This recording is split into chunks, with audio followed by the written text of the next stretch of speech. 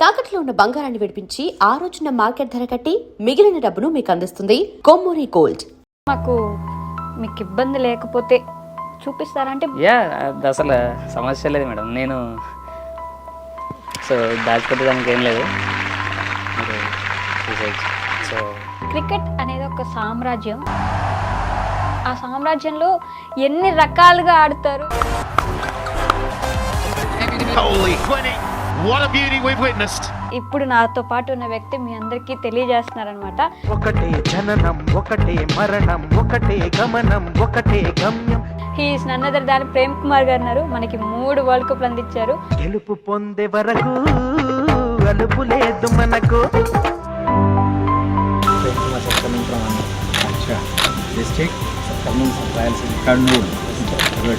చిన్నప్పటి నుంచి క్రికెట్ ఆడేవాళ్ళ? చాలా ఆడేవాడిని. ఇంటర్నేషనల్ ఆడుతున్నా కూడా ఇంకా మీకు బీసీసీఐ రికగ్నిషన్? ఇంటర్నేషనల్ ఆడుతున్నాం కానీ కనీసం మాకు సొంత ఇల్లు కూడా లేవు మేడం ఇప్పటికీ. అయ్యో, చిన్నప్పటి నుంచి బ్లైండా? యాక్చువల్గా నాకు 10 years వరకు నేను నార్మల్ మేడం. ఎలా అంటే ఎలా జరిగింది? చికెన్ ఫాక్స్ అంటారు కదా. ఓకే, అమ్మవారు. దాని నుంచి కళ్ళకి ప్రాబ్లం వచ్చిందా? అవును, నేను నార్మల్గా ఉంటున్నా కదా, ఏంటి నాకు పిల్లలు క్లాస్మేట్స్ చాలా మంది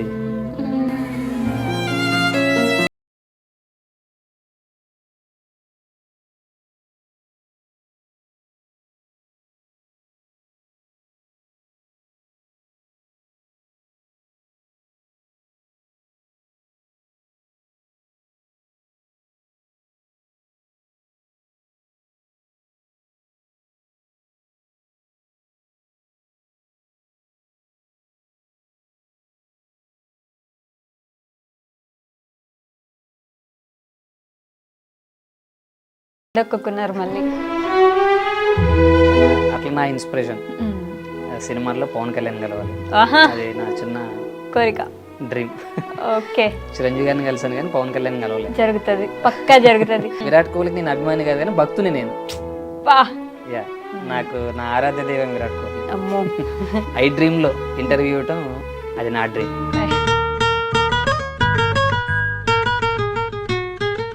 హాయ్, హలో, నమస్తే, welcome back to our channel. నేను మీ వైషు. ఇప్పుడు నాతో పాటు ఒక వ్యక్తి ఉన్నారు. ఆయన చాలా చాలా చాలా స్పెషల్. ఎందుకంటే క్రికెట్ అనేది ఒక సామ్రాజ్యం. ఆ సామ్రాజ్యంలో ఎన్ని రకాలుగా ఆడతారు, ఎంత వైడ్గా క్రికెట్ అనేది విస్తరించింది అనేది నాకు ఈ మధ్యనే అర్థమవుతుంది అనమాట. అంటే క్రికెట్లో మన వాళ్ళు చాలామంది ప్రాక్టీస్ చేస్తుంటారు, దాంట్లోకి వెళ్దామని ప్రయత్నిస్తూ ఉంటారు. మరి మనకున్న ఏదైతే లోపాలు ఉంటాయో అవి కూడా దాటుకుని క్రికెట్లోకి వెళ్ళి మనకి వరల్డ్ కప్స్ సాధించి పెట్టే అంత గొప్ప క్రికెటర్స్ ఉన్నారని ఇప్పుడు నాతో పాటు ఉన్న వ్యక్తి మీ అందరికీ తెలియజేస్తున్నారనమాట. He is none other than Prem Kumar garu ఉన్నారు. మనకి 3 వరల్డ్ కప్లు అందించారు, అది కూడా అగైనెస్ట్ పాకిస్తాన్ కూడా ఉన్నాయి. సో చాలా విషయాలు మాట్లాడదాం, వచ్చేయండి. హలో అండి, నమస్తే. నమస్తే మ్యామ్, ఎలా ఉన్నారు? ఫైన్ ఫైన్ మేడం, ఎలా ఉన్నారు మీరు? నేను చాలా బాగున్నాను ప్రేమ్ గారు. మీరు ప్రేమ్ అనే పేరుకు తగ్గట్టే చాలా ప్రేమగా బిహేవ్ చేస్తున్నారు. Thank you ma'am. సో ఎక్కడి నుంచి ప్రేమ్ గారు మీరు? యాక్చువల్లీ నాది Andhra Pradesh Kurnool district madam. Kurnool district Dhone అనేటువంటి ఒక మండలంలో చిన్న విలేజ్, సీసంగుంతల అని చిన్న విలేజ్ మేడం. నాది ఏం చదువుకున్నారు? నాది బీఎడ్ అయిపోయింది మేడం. బీఎడేనా? యా. ఓకే, తర్వాత టీచింగ్ ఎప్పుడు ట్రై చేయలేదా మరి? నా ఫేవరెట్ గోల్ కూడా అదే మేడం, నాకు టీచింగ్ ఇష్టం. సో చేశా. నా ఇప్పుడు ప్రెసెంట్ చేస్తున్న బ్యాంక్ కంటే ముందు బిఫోర్గా నేను టీచింగ్ చేశాను మేడం. ఓకే, స్కూల్లో టీచింగ్ చేసేవాళ్ళు? ఎస్ మ్యామ్, నాకు ఇష్టం ఈ టీచింగ్ అనేది. అంటే గవర్నమెంట్ ఎగ్జామ్స్కి ప్రిపేర్ అవ్వలేదా మరి, డిఎస్సి అలా? ఈ స్పోర్ట్స్ ఉండటం వల్ల ఎక్కువ అంత ఇంపార్టెన్స్ రాలేదు మేడం ఆ ఫీల్డ్ రావడానికి. సో నాకు స్పోర్ట్స్ కోటాలో జాబ్ వస్తుంది అన్నట్లు కొంచెం వెయిట్ చేశా సమ్ టైమ్స్. ఓకే, స్పోర్ట్స్ మీద ఎప్పటి నుంచి ఇష్టం ఉంది? స్పోర్ట్స్ నాకు యాక్చువల్గా నేను నార్మల్గా ఆడుతున్నప్పటి నుంచి నాకు కొంచెం ఇష్టం మేడం స్పోర్ట్స్. అంటే మీరు చిన్నప్పటి నుంచి క్రికెట్ ఆడేవాళ్ళ? చాలా ఆడేవాడిని. సో బట్ ఏంటంటే నాకున్న ప్రాబ్లంతో నేను నార్మల్ క్రికెట్లో ఓన్లీ బౌలర్ని నేను. సో అప్పుడు ఓన్లీ బౌలింగ్ వేసాను, కొంచెం బ్యాటింగ్ ఆడడానికి ఇబ్బంది అనిపించదు, అంటే బాల్ కనిపించక అది ఇబ్బంది, కొంచెం ఒక బౌలర్గా ఉండేవాడిని. సో నాకు 2004-05 ఆ టైంలో నాకు బ్లైండ్స్ కూడా క్రికెట్ ఉందని తెలిసింది మేము. సో అది గల్లీలో కాదు, ఢిల్లీలో ఆడేంత స్టేజ్లో ఉంది, లైక్ ఇంటర్నేషనల్ లెవెల్లో కూడా ఉంది అని నాకు తెలిసింది. బ్లైండ్ క్రికెట్ ఉంటుంది.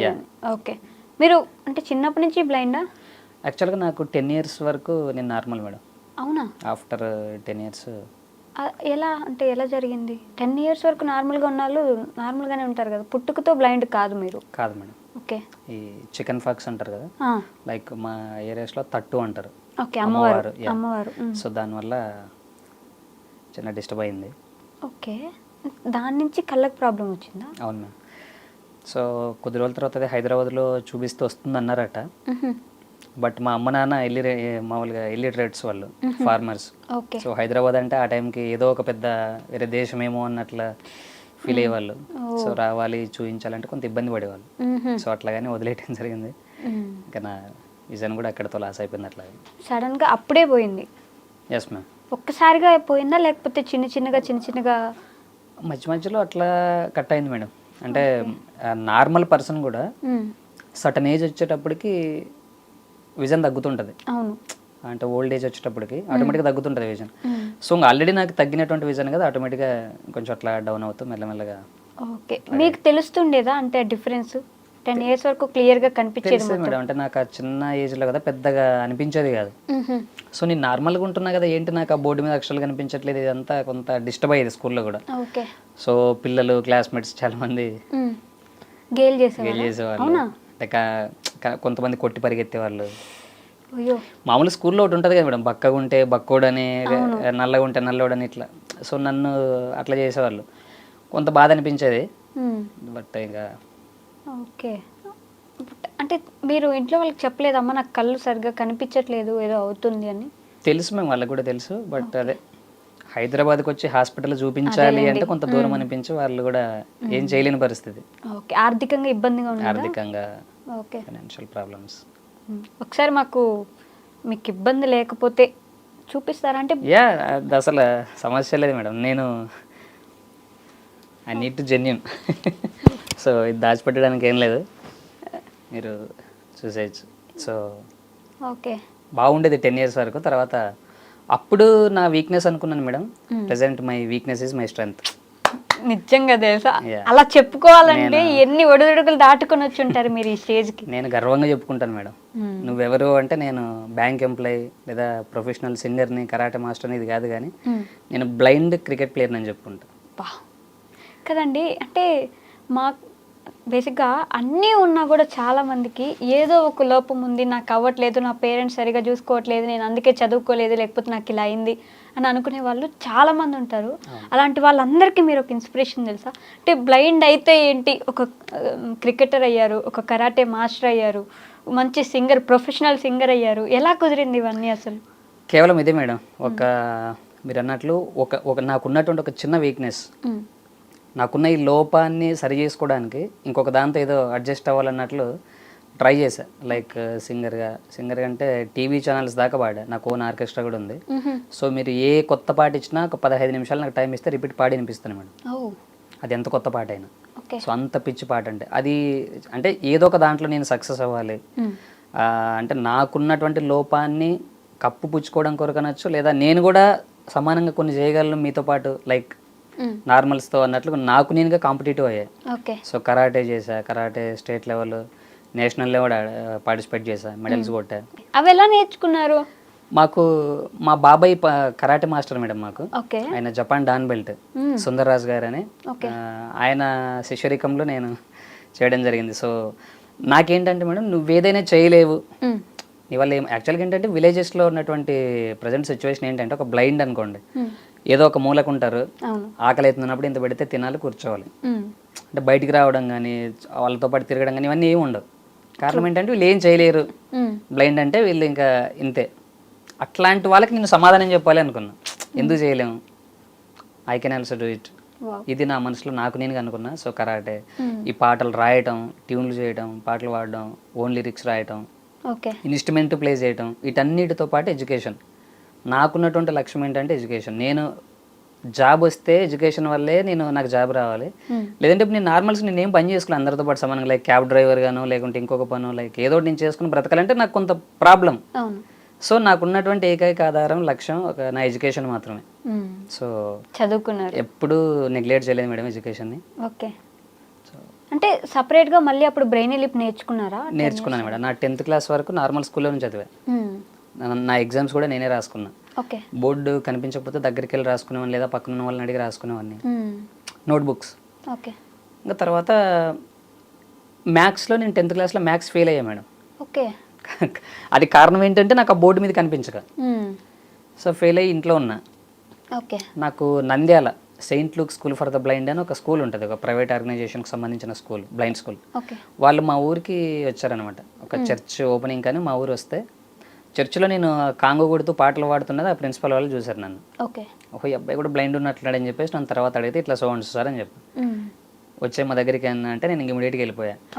నేను మళ్ళీ అక్కడ నా న్యూ లైఫ్ నేర్చుకొని జర్నీ స్టార్ట్ చేసి ఆ బ్రెయిల్ నేర్చుకొని మళ్ళీ నేను 10th inter degree bank coaching అన్నీ అక్కడ నంద్యాలలో చేశాను. బా మంచి జర్నీ అండి, మామూలు జర్నీ కాదు. సో ఈ గ్యాప్లో అసలు మళ్ళీ క్రికెట్ వైపు ఎప్పుడు వచ్చారు? నేను ఎప్పుడైతే మళ్ళీ ఇప్పుడు నేను న్యూ లైఫ్ ఎప్పుడు స్టార్ట్ చేశానో ఈ నంద్యాల బ్లైండ్ స్కూల్లో, అక్కడ క్రికెట్ ఆడుతున్నారు ఆ ముందున్నటువంటి వాళ్ళు. నార్మల్ క్రికెట్ అంటే మామూలుగా ఇట్లా బౌలింగ్ చేస్తారు, బాల్ వేరే ఉంటుంది, అదే ఉంటుంది సౌండ్. ఈ మా బ్లైండ్ క్రికెట్లో ఏంటంటే సింథటిక్ బాల్తో ఉంటుంది, అది అండర్ ఆర్మ్ ప్లేయింగ్ ఉంటుంది, సౌండ్ ఉంటుంది మేడం. నేను అడిగా ప్రిన్సిపల్ని, ఏంటి సార్ అది ఎలా ఆడుతున్నారు క్రికెట్ అంటే, ఇది మన క్రికెట్ అని చెప్పి నాకు ఆయన ప్రతిరోజు ఎక్స్ప్లెయిన్ చేసేవాళ్ళు. క్రికెట్ ఇట్లాగే ఉంటుంది మనది, ప్రజెంట్ మన ఇండియా కూడా ఆడుతుంది ఇట్లా ఇట్లా అని చెప్తున్నారు, నాకు ఇంట్రొడ్యూస్ చేస్తున్నారు క్రికెట్ గురించి, ఆ రూల్స్ అండ్ రెగ్యులేషన్స్ ఇవన్నీ. ఓకే. నేను గర్వంగా చాలా హ్యాపీగా ఫీల్ అయ్యి మేడం ఆ రోజు. నేను అనుకున్నా, ఓహో అంటే బ్లైండ్స్కి కూడా ధైర్యంగా క్రికెట్ ఆడేటువంటిది ఒకటి ఉందా అంటే. నేను నార్మల్ క్రికెట్లో ఓన్లీ బౌలింగ్ చేసేవాడిని, సైడ్కి ఉండేవాడిని. సో ప్రజెంట్ నేను ఇప్పుడు ఈ క్రికెట్ కూడా నేను ఆడుకోవచ్చా, నేను నా క్రికెట్ అని చెప్పుకునేది నేను ఆడుకునేంత బ్లైండ్ క్రికెట్ ఉందా. స్టార్ట్ చేశాను మేడం 2006లో. సో ఆ స్టార్ట్ చేసిన ఇయర్లో నేను కర్నూలు డిస్ట్రిక్ట్ క్యాప్టెన్ అయ్యాను. తర్వాత 2008లో రాయలసీమ 4 జిల్లాల క్యాప్టెన్ అయ్యాను. 2008లో ఆంధ్ర తెలంగాణ కలిసినప్పుడు ఏపీ టీంకి డెబ్యూ చేశాను మేడం. అట్లా స్టార్ట్ అయింది. ఓకే. బట్ ప్రపంచంలో ఇది ఒకటి ఉంటుంది అనేది ఆ రోజే తెలిసి వచ్చింది. Yes ma'am, 100%. నాకు నా నంద్యాలకు వెళ్ళిన తర్వాతే నా కెరియర్ మొత్తం చేంజ్ అయిపోయింది. లైక్ పాటలైనా, ఈ కరాటే అయినా. అంటే ఆ టైంకి నేను 10th క్లాస్ అంటే కొంచెం వెల్ మెచ్యూర్డ్. ఓకే. సో ఇట్లా అయిన తర్వాత మీ మమ్మీ వాళ్ళు ఏమైనా ఇబ్బంది పడ్డారు, బాధపడ్డారా? లైక్ 10th క్లాస్ వరకు బాగానే ఉన్నారు, చాలా బాగా ఉన్నింది జీవితం కూడా. ఇంకా కామన్గా ఉంటుంది కదా మేడం, అందరితో పాటు మా వాడు ఉండలేకపోతున్నాడు, చేయలేడు, అది ఇట్లా కొన్ని ఫీల్ అయ్యేవాళ్ళు. మీకేమనిపించేది హానెస్ట్గా చెప్పండి? అంటే అప్పటి వరకు 2 కళ్ళతో ప్రపంచాన్ని చూసారు మీరు. నేను నా ఇంటర్మీడియట్ డిగ్రీ ఆ స్టేజ్లో కొన్నిసార్లు బాగా ఇబ్బంది పడేవాను మేడం. అంటే లైక్ ఎలా చేయాలి, ఫ్యూచర్ లైఫ్ ఏంటి అని కొంచెం ఆలోచించారు. బాగా ఆలోచించా మేడం. బాధ కూడా వేసేది, చాలా బాధ అనిపించేది. ఇంకా ఎలా అంటే చాలా అనిపించేది. అదేలేండి. అంటే జాబ్ వస్తే ఓకే, జాబ్ రాకపోతే ఏంటి నా నెక్స్ట్ నా లైఫ్ ఏంటి, ఫర్దర్ ఫ్యూచర్ ఏంటి అని కొంచెం బాధపడేవాడిని బాగా. ఓకే. లోన్లీగా ఉండేవాడిని మేడం ఎక్కువ. అవునా? తోడు ఎవరు ఉండకపోయారా? అసలు నాకు ఎందుకో ఒంటరితనం అంటే బాగా ఇష్టం అనిపించేది ఆ రోజుల్లో. ఇప్పుడు నా చుట్టూ 10 మంది ఉంటారు కానీ ఎక్కడికి వెళ్ళినా, ఆ రోజుల్లో అంటే కొంత ఏం చేయాలి అందరితో పాటు ప్రశ్నార్థకం అట్లా కనిపించేది. ఇంకా 1 ఫైన్ డే డిసైడ్ అయ్యా, ఇంకెందుకు లేని నా లైఫ్, జాబ్ వస్తే ఈ ప్రజెంట్ ఉన్న పోటీ ప్రపంచంలో నేను జాబ్ తెచ్చుకోగలనా, ఇది కష్టం అవుతుందా నా వల్ల పాసిబుల్ అని చెప్పి కొంత ఆలోచించి సూసైడ్ చేసుకుందామన్న థాట్ కూడా నా మైండ్లో వచ్చింది ఆ రోజుల్లో. అయ్యో, ఏం చేయలేనేమో అని. తర్వాత రిలీజ్ అయ్యా, నిలదొక్కున్నారు మళ్ళీ. సో వద్దు, ఇది కరెక్ట్ కాదు, బ్రతికి చూపించాలి. ఎవరైతే వీడేం చేయలేడు, వీడింతే అయిపోయింది, మేమే ఇంకా దిక్కు అనే స్టేజ్ పక్కోడికి ఎప్పుడైతే అవకాశం వస్తుందో అట్లాంటి వాళ్ళందరికీ నేను ఒకరోజు సమాధానం కావాలి. I'm waiting for 1 day. ఎందుకండి ఈరోజు ఆల్రెడీ అలా నిలబడ్డారు మీరు? అట్లాగా ఆ రోజుల్లో అనుకున్నా మేడం. సో అప్పుడు కన్నట్టు అంటే నేను ఈ స్టేజ్లో ఉండడానికి కారణం చాలా సంవత్సరాల కష్టం మేడం. ఓకే. సో నాకు డైరెక్ట్ నేను రిచ్ కిడ్ కాదు, తర్వాత డైరెక్ట్ నాకు ఇంటర్నేషనల్ క్రికెట్ రాలేదు, డైరెక్ట్ స్టేజ్ మీద మైక్ తీసుకొని పాడేంత స్టేజ్ నాకు రాలే.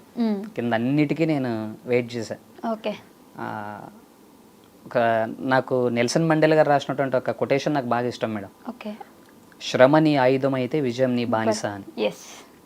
నాకు ఇష్టమైనటువంటి లైన్ అదొక లైన్. ఓకే. చాలా లైన్స్ ఉంటే అందులో నాకు ఒకటి అంటే నేను ఎందుకు చేయకూడదు. ప్రజెంట్ ఇప్పుడు క్రికెట్ కూడా బ్లైండ్స్ ఆడేది ఇంటర్నేషనల్ లెవెల్లో ఉంది. పాటలు పాడడానికి కళ్ళు అవసరం లే, అందం అవసరం లే, జాబ్ చేయడానికి ఇంకోటి అవసరం లే. సో నేను ఎందుకు చేయకూడదు, అది నాకు నేనుగా సవాల్ చేసుకున్నా. 10 మంది ముందు నాకంటూ చరిత్రలో ఒక పేజ్ అని కాదు కానీ నా లైఫ్లో నాకు ఒక పేజ్ ఉండాలని నేను డిసైడ్ అయ్యాను మేడం.